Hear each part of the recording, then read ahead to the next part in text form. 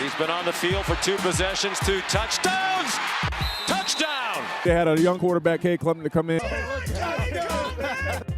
May is a player to watch in college football. The creativity, the audacity. You can't do it better than that. He's almost unstoppable. Previous 2 teams did has no bearing on this team. Has no bearing. I know it's so hard for people to believe that we're not talking about the other. Travis, here he goes! Still dancing and in! George Travis, will you chill, bro? Can you believe what you just saw? Here's the best tight end in the country, Brock Bowers. Look at the tight end game! He's with Coach Dillon, showing his great athleticism. And that's going to do it.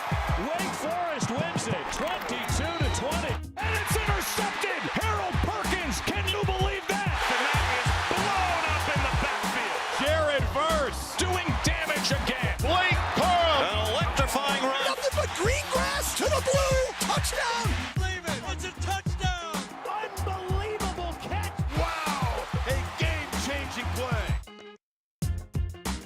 A lot of competition on the team, and when we put a depth chart out, you all think that's like final. Like this is like etched in stone that it's going to be this way forevermore. Just because we come out of fall camp and that's where it is. Something special here. Wow! What a score!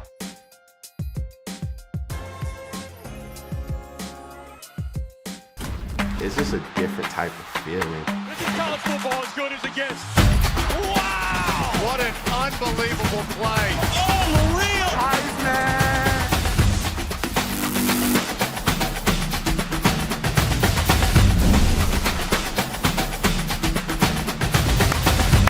The 235-day wait is over. Welcome to the Kickoff, presented by Ram Trucks. 2 bros, 14 shows as we'll get you ready for the college football weekend each and every Friday. Today's Thursday. It's a good one for that. That is Gary Streisky. That's right. I am Matt Berry. I am happy to be here. Correct. Albeit overdressed, I'm happy to be here. He's here. He's happy to be here. And as of this moment, he forgot that this was an internet show. But being one of the faces of college football's coverage here at this great network, he has to play the part. He has to look the part because you know that I'm going to take this show off rails many a time over the next 30 minutes. Well, yeah, I mean, if they would have told me I could wear a Smedium and a Mr. T starter kit and a watch, What? I'd have done it.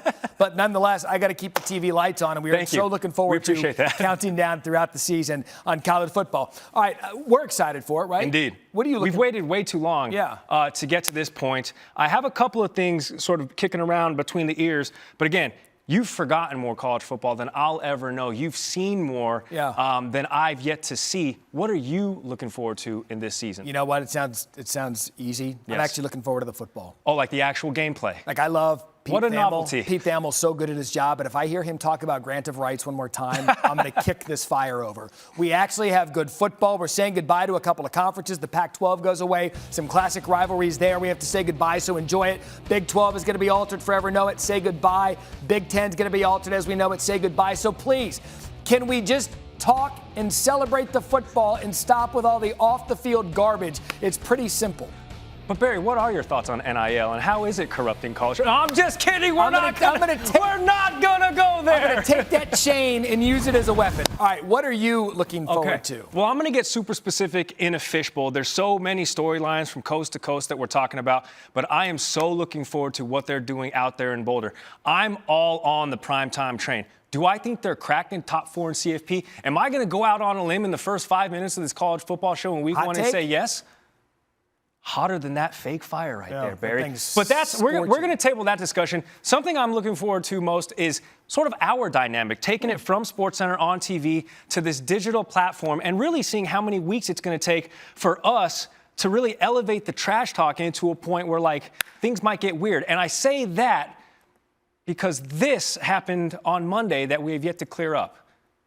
Gary, who waltzes in after playing dress up with Randy Scott on the weekend, should not be qualified on the long shots leaderboard. He's been here, what, twice?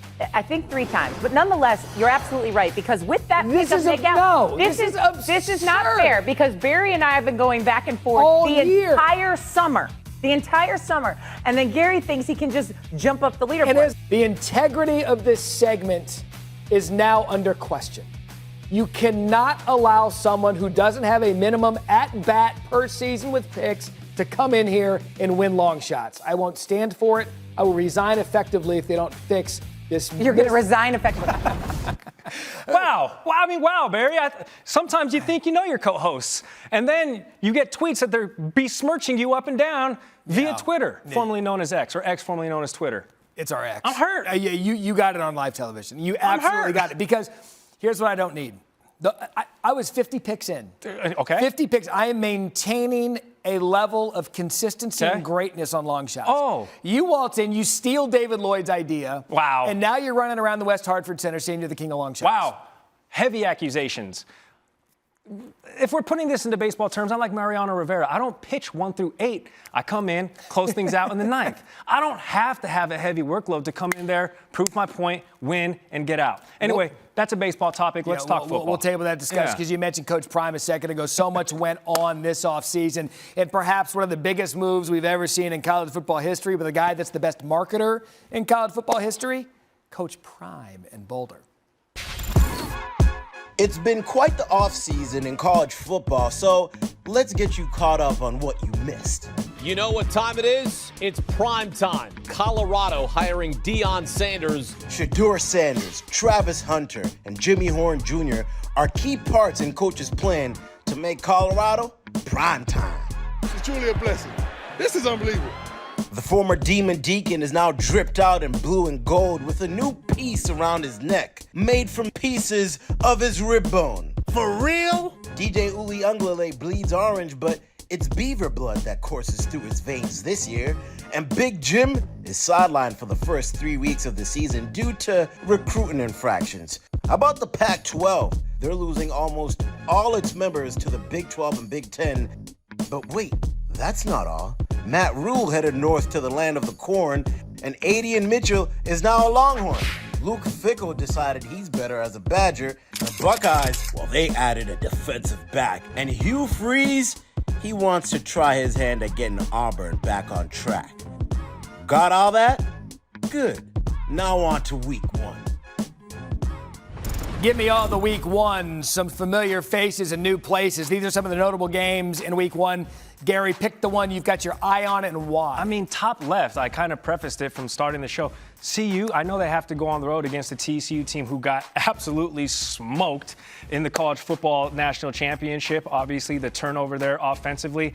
But you're giving Coach Prime and all of those dudes and the dudes that he's bringing in on the transfer portal 20 points to go on the road to set the tone. I love that game. And then, of course, what is Michigan going to do without Coach Harbaugh, man of the sidelines here? So here's my thing with Coach Prime in Colorado.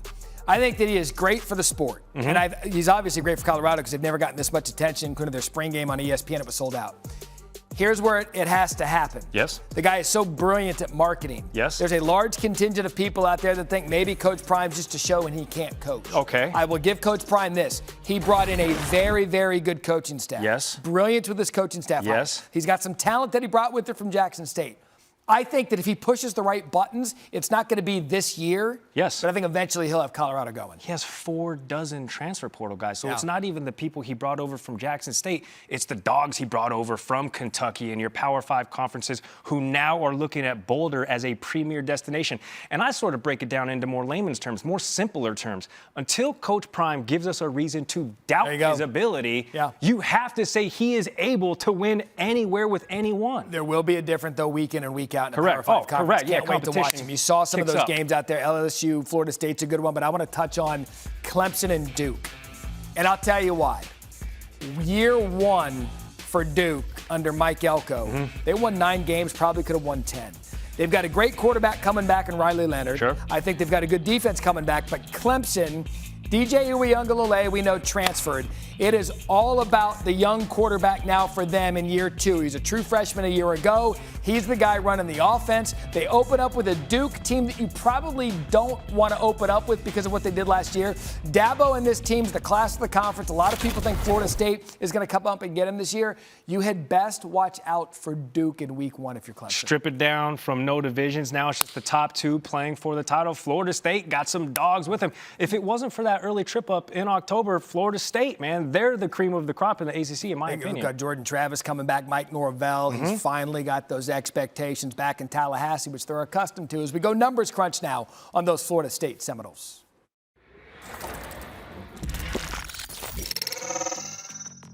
Jaden Daniels to the end zone. Got it! My, oh my, what a night in New Orleans. It's blocked! It is blocked! It is blocked! Last year's Florida State-LSU matchup, a 1-point Seminole victory in New Orleans, was one of the season's most exciting games, and we didn't even understand the stakes at the time. We didn't know FSU would go on to win 10 games for the first time in 6 years. They have gotten themselves back to being a legitimate national contender. And we didn't know LSU would win 9 of its next 10 to snare an SEC West title in Brian Kelly's first year in charge. Brian Kelly certainly seems like the right hire for this program. This time around, the stakes are clear. The Tigers begin the season ranked 5th in the preseason polls, with the Noles not far behind in 8th. Both harbor college football playoff ambitions. Jaden Daniels, what an evening he's having. Jordan Travis, he's a man on a mission. This game features 2 of the most thrilling quarterbacks in the country, but both will need help from their supporting casts. LSU's Jaden Daniels needs help turning efficiency into explosiveness. Among last year's top 50 in total QBR, Daniels ranked 10th in completion rate, but only 46th in yards per completion. A few more big plays from Malik Neighbors in the LSU receiving corps. It's been a dynamic combination for the Tigers. Daniels to Neighbors would take this offense to a new level. For Florida State's Jordan Travis, it's all about his offensive line. It improved in 2022, but the Seminoles still ranked 75th in blown block rate, 102nd in pressure rate allowed, and 106th in offensive line penalties per game. Travis's escapability is top-notch, but against Harold Perkins Jr. and a dynamite LSU pass rush, he might be running for his life all game. We feel alive when we run in the wild. Both of these teams should be excellent in 2023, but only one will start 1-0. Now I get to go one-on-one with a guy who knows a thing or two about high expectations down there in Tallahassee way. EJ Manuel, under center for those Seminoles from 2009 and 2012. Senior season, led the team to an ACC championship. EJ, fantastic to see you. So glad to get this thing off and running. All that to say, Florida State, LSU, a fantastic finish to last year's opening round for the Seminoles. Last play, blocked extra point. How long do you think that sat in LSU's mind in preparation for a revenge game now, nearly a year to the day later? I would assume Coach Kelly and his staff reminded his team in the spring or during mat drills when they're working out and they're having the dog days of camp to remember what happened last year and to tell themselves, hey, we didn't finish last year the way we were supposed to. That's why we lost to Florida State. So I would imagine the energy that they have coming into this game is one of revenge, one of trying to show that they're the dominant team here. And, they're returning a lot of starters just like Florida State is. So I call this a good old-fashioned, good-on-good football game, and I'm expecting fireworks. Listen, it's a neutral site game, although it is in Orlando, just 260 miles southeast of Tallahassee. The first time these two teams have met as top 10 opponents all time. But you're saying, for a particular reason, this game and the result is more important for one team in specific. Who is that and why, EJ? Well, it's more important for Florida State, for the national narrative, really. I believe LSU is going to have a solid season throughout the SEC. But I think for Florida State, the way they finished last season, Gary, with 10 wins, a bold victory over Oklahoma, Jordan Travis deciding to come back, Jared Verse deciding to come back, adding guys like Keon Coleman in the transfer portal, Jaheim Bell from South Carolina. Great players around the country want to play with this football team. And not to mention they're bringing back Johnny Wilson, the receiver, and their running back, Trey Benson. So if I'm looking at Florida State, take advantage of this opportunity. You're the only game on that night. It's a Sunday night. Everybody and their mama's going to be sitting down watching this game. I'll be there live in action. But in all seriousness, man, take advantage of this game because these type of opportunities don't come very often. It's kind of ironic, too. Camping World Stadium is the venue for Sunday night, which is also the stadium they played in to get that bowl win last year to put a bow on that season. And if it wasn't for stumbling in that first part of October with 3 straight losses, maybe we're talking about that Florida State team being a college football playoff team last season. All that to say, EJ, who wins this matchup Sunday night and why? Florida State wins this matchup, and the main reason is their quarterback, Jordan Travis. Now, I know Jaden Daniels is an excellent player as well for LSU, but Jordan Travis has improved so much over the years. And when you watch him play from his first snap as a starter at FSU to last year's his last snap and last season, there's just a level of understanding that he has with his offense. His timing is impeccable. His accuracy has grown. And honestly, his overall leadership and confidence for this team has gone to another level. So you mix that in with a bunch of talent around you, an experienced offensive line, a very solid and sturdy defensive line, along with some DBs and linebackers. That's a recipe for success. So a lot of it relies on Jordan Travis, and I got Florida State getting the victory. All right, the senior quarterback in Travis going against the senior quarterback in Jaden Daniels. Take the over. There's going to be a ton of points. Hey, EJ, maybe we pour one out for what is essentially going to be the ACC as we've known, as presently constructed, because, of course, with expansion, consuming college football, just your overall thoughts on the ACC's identity maybe being different as soon as next season with the additions possibly of the Stanfords, the Cals, the SMUs of the world. Jerry, I like it. Personally, I think expansion is good at this point. You have a lot of chirping going on with Florida State a few weeks ago about them wanting to leave. There's money that wants to be getting distributed to winners, things like that. But at the end of the day, my biggest concern is these players. And I'm talking about Stanford. I'm talking about Cal specifically. Those kids that decided to go there, they deserve to play Power 5 football. So I don't know exactly what will happen to what's left of the Pac-12, but I do know that those young players, not in just football, every sport, deserve a home to play. And so if they can join the ACC along with potentially SMU, I think that's a great thing for the student athletes and obviously a great thing for the ACC to continue to grow. EJ, I'm going to get you out on this. The last year also of the 4-team CFP. It's August 31st. I love projecting into January. Give us your early picks for the 4 teams you think make the CFP and who's ultimately in January playing for the national championship. And we know it's still 90 degrees outside in August, but yes, we're prognosticating. All right, so my first is Ohio State. I think now that they've figured out who their quarterback's going to be, you got too many great receivers. You got a solid front 7 coming back, so I think Ohio State gets in the top 4.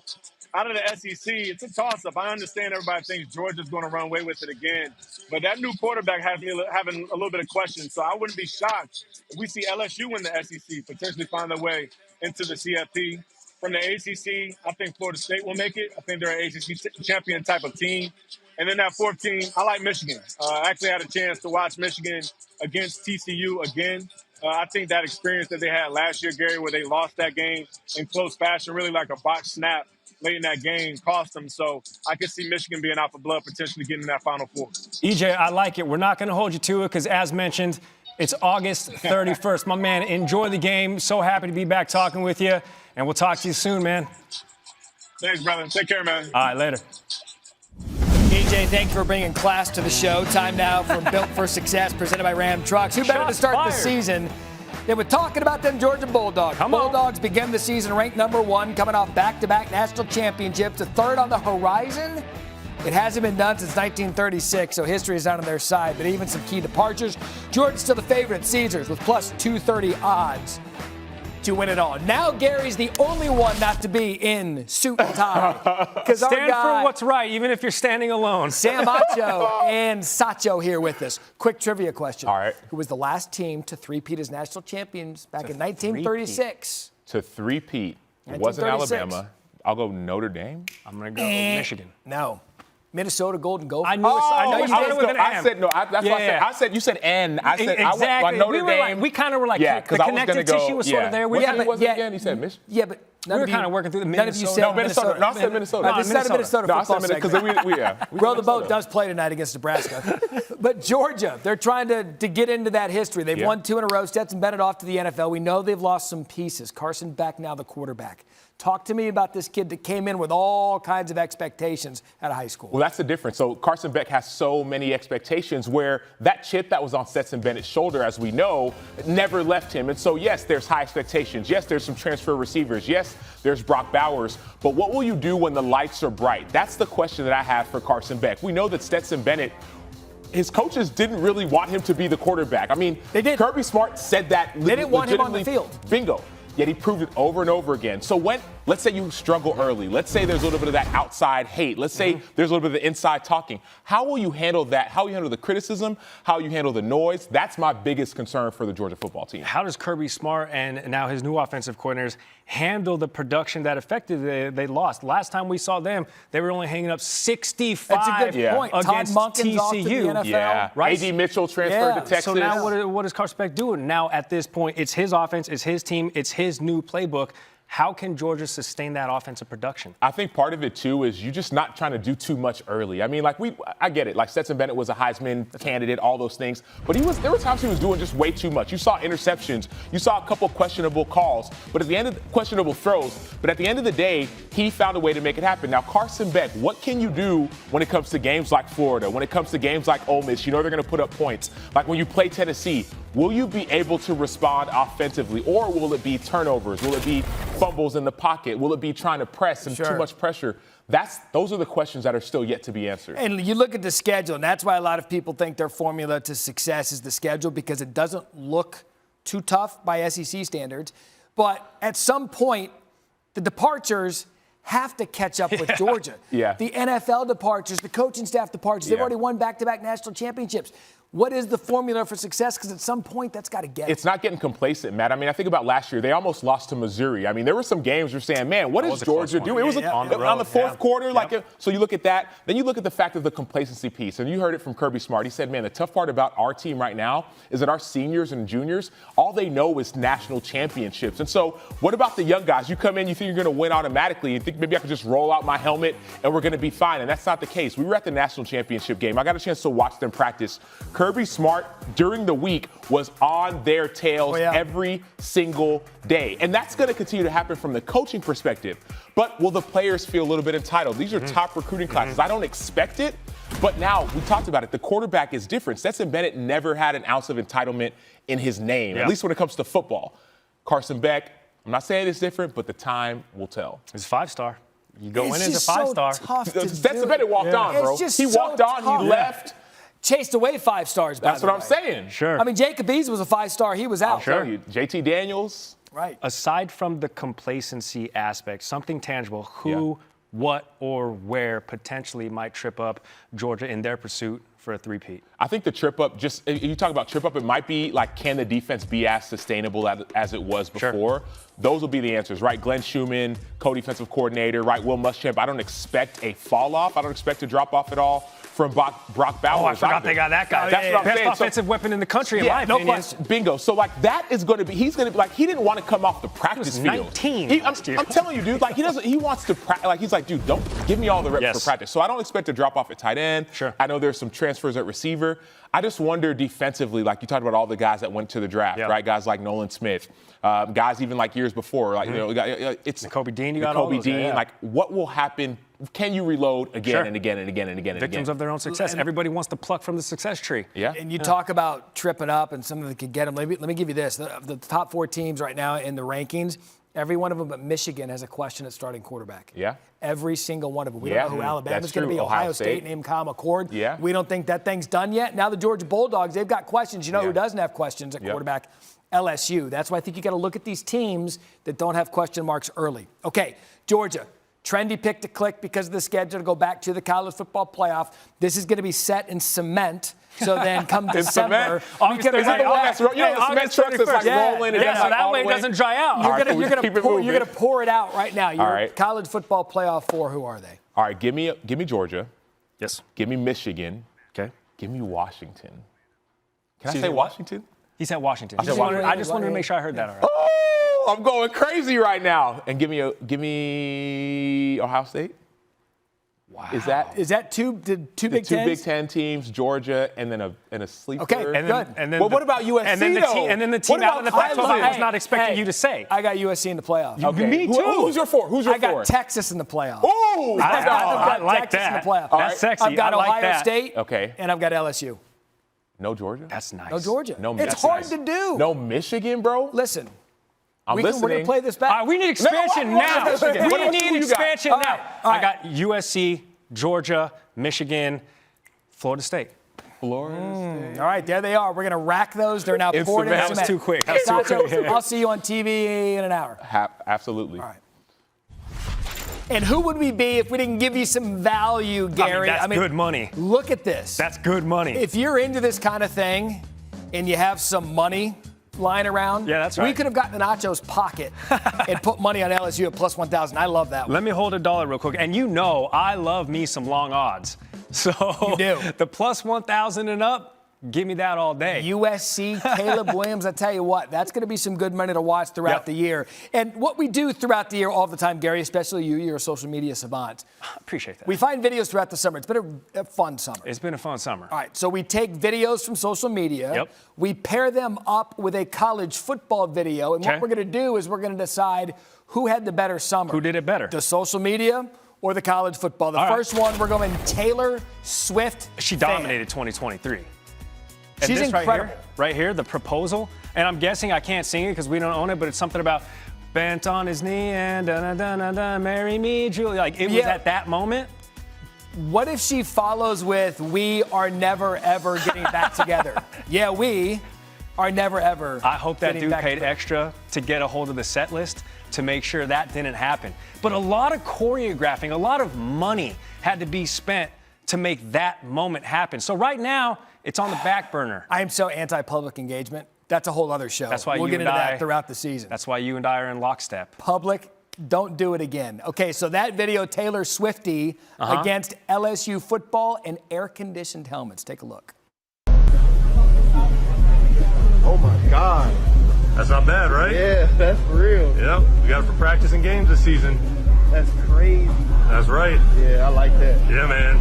I appreciate it. that. Absolutely. Yeah, man. That feels good, bro. Swear. This is big, though. But, dude, if I'm running in this, I ain't sweating. At all. It's like cold. Feel that shit.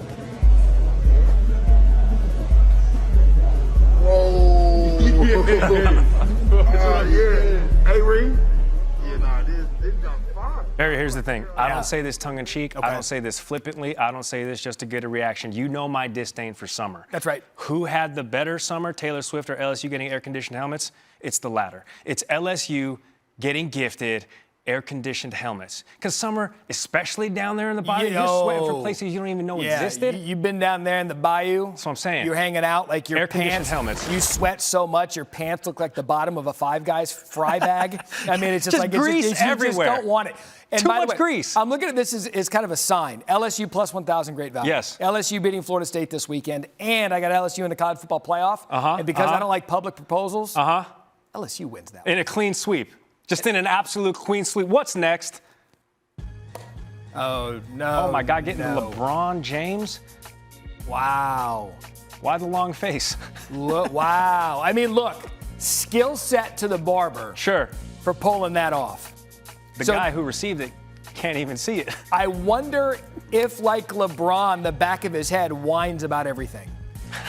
Do you think the haircut cries about every shampoo? Yeah, it's just like you could see the tear trickle down the back of that man's scalp. So we're pairing this one, the LeBron haircut, against the Sam Hartman. This is just badass. Piece of rib out of his human body. That's badass. Necklace. That's badass. Give me Sam Hartman, especially the performance that he led against the midshipmen over there in Dublin. 5 straight offensive possessions for Notre Dame, 5 touchdowns. He was literally wearing a piece of himself around his neck. Sam Hartman, plus let's just be honest with ourselves. He's a handsome fellow. He's winning right now. Look, we knew that Sam Hartman was going to be good at Notre Dame. Yeah. The fact that he went full Darth Raki. He went full time back. He's like, you know what? This is me, and I'm going to show you to the goodness of that. I'm going to be honest with you. I was thinking about that, but I totally forgot the name of the collection of people. So thank you. You're welcome. You're That's not why Matt Darth Barry's Vader. buttoned up. All right, so we're going back to the Taylor Swift the Taylor Swift cat. This is all you because I don't have any clue what this fat cat's doing on TV. I don't think the cat knows what it's doing. Cash is Well, the cat eats. It's clear. Too much spaghetti. Too much pasta. This guy went viral? Yep, I know this trend. I do know this trend.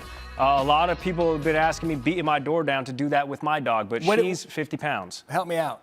It's one of Taylor Swift's songs, and then you're supposed to hold your phone, and then you literally just twist them around, and then you get the reaction from your pet.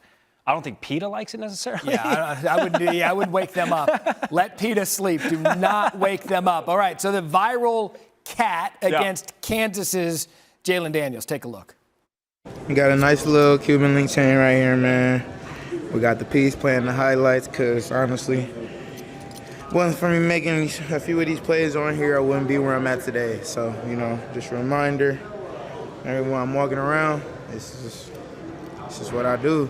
I like to play football, I like to play quarterback, I like to score touchdowns. That's fuego because I can just picture Mr. Daniels going around Lawrence, Kansas to try to get that commissioned. Look at that. I mean, it's a mini television on his neck about him playing football. We've both lived in flyover states. You can't just throw a rock and find a place that's going to make that for you. No, you can't. Like in Lawrence, Kansas, I mean, good for him for finding that, wearing it, and owning it. Because of that, Jalen over the fat cat. He won something, man. Any day. All right, one of the great names in college football. You love this one, General Booty. Dude, what's going on here? General Booty, the signal caller, and now, thanks to NIL, he's rolled out his own line of what seems to be some comfortable-looking boxer briefs, or they could just be. No, those are definitely boxer briefs. Hey, look. And listen, I'm a boxer brief guy. Yeah. I might order those and comp them. Yeah, your last name is Booty. You're coming out with something like boxer briefs. You have to. Yeah, I mean, look, that's a no-brainer. We talk about it all the time with college football, like NIL good. Yes, that's NIL great. Good. That's NIL like my last great. name's Booty. Give me something for my booty and let me make money on it. Or did he have a better offseason, or did Will Levis in this Mayo stuff? Dude, he needs to stop. I think he jumped the shark with that, and I think he just, at that point, he was like, I have to lean into this. Because mayonnaise, that's the devil's condiment. It's not good. Where do you weigh in on Miracle Whip? The only good thing about Miracle Whip is when Kanye rhymed about it and said he had a Benz the same color. Yeah, Will Levis, that's $1. It's disgusting. There it is. The dollar's back. That's $1. There it is. That's $1 to Will Levis. He's bringing that from TV to the internet. Booty, you win that one for having the best summer. And here's the thing. We have a massive budget here on the Kickoff presented by Ram. I'm just floating this out there to the producers, the powers that be. If you guys wouldn't mind getting me and Barry a 3-pack, we're probably different sizes. I'm a large. Yeah. All right, I'm a large. Yeah. I don't want to out Barry's business, but if you guys can get us a pair so we can actually test them, review them, and share that with our viewing audience maybe next week, that'd be great. We'll wear just the booties. We won't. But last thing before we get out of here in week 1 of this, real name or fake name? Oh, God. I love this because Booty was a good example. General Booty's a great example. Okay, so we're going to show you a name. I'm going to ask you, is it real or is it fake? First name, Dakotas Crawford. Really? Yeah, that's easy. I know Dakotas Crawford. I mean, he is the coldest receiver, right? Yeah, he did an air conditioning commercial in Lincoln. He entered the transfer portal. All right, that's name 1. Name number 2. Oh, we verified that he is real. We're going to do the headshot to match the realness of Dakotas Crawford. Perfect, okay. He looks Dakotas. Cavassier Smoke. I want that name to be. Master Cavassier. Real Everybody tell him. I want it to be real, but it's so cool it's not. It is 100% real. Oh, and he's at Colorado? He used to play at Kentucky. I should have known. Entered the portal. Cavassier Smoke. I'm going to tell you right now, you've been to Boulder. There's plenty of smoke to be had. So we compare with Cavassier now that Deion's in Boulder. There. All right, mobility. You guys have set the bar incredibly low for me this season. We got Gary doing this. That's real. No, I'm just playing. Real fake. If that's real, I'm walking off set. No way. Are you kidding me? There's no way. That's not real. That's a stock photo. Mobility is real. You know what? Helmet sticker for mobility. We'll do that on college There's football. The helmet sticker. Got $1. Wait, did you just learn something new too? Mobility? No real? chance any of that was real. I'd have bet not a paycheck. shot. I'd have bet a Ram truck on that. Pig cage. Pig cage. This is fake. Has to be. I'm following your lead because, dude, if you could stomp Barry. All right, now Pigpen would have been too much. I don't know what to believe. My trust is being completely tested Pig right now. cage is real? Yeah. Meet, UTSA, $1. Last one. There's no chance. I will walk off this. I will hang up my ESPN badge if that is real. It's so ridiculous that it has to be. Memorable factor. No. Memorable factor. You know what I'm going to do? I'm going to watch this back. I'm going to go into every media guide. Yeah. And I'm going to steal this segment and put it on TV. You have to. Memorable factor is now a name. That's incredible. Were we a memorable factor for my trust is completely compromised now. Don't know what to say, don't know what to believe. I would like to think for the next, 15, 16 weeks, we will be a memorable factor. Yes, we'll be a factor, certainly. We kicked you off in style. Thank you for watching the Kickoff presented by Ram. If you loved it, well, lucky for you, we're back next week. Again, thank you for watching the Kickoff presented by Ram Trucks. We will see you week next. That one, too. Boom. Bang.